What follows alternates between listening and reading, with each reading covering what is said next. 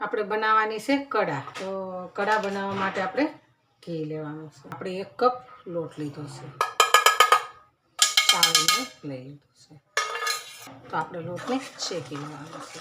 આપણે ફરીવાર ઘી એડ કરીશું. આપણે બ્રાઉન કલરનો ન થાય ત્યાં સુધી આપણે એને શેકવાનો.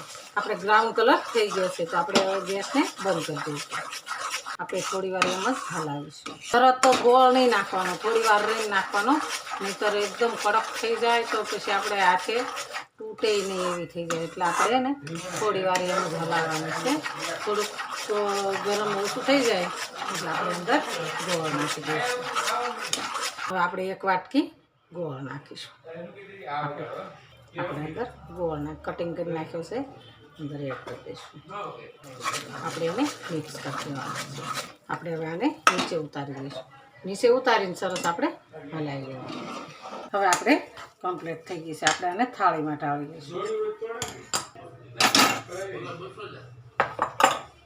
આપણે કડા સરસ તૈયાર થઈ ગઈ છે.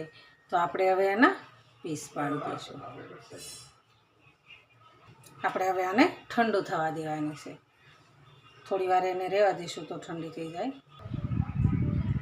આપણી માતાજીની સરસ કડા તૈયાર છે. એકદમ ઓછી રૂ જેવી બની છે. તો હાલો ખાવા. જો આ મારો વિડીયો ગમે તો લાઈક, શેર અને સબસ્ક્રાઈબ કરી દેજો. રાધે રાધે.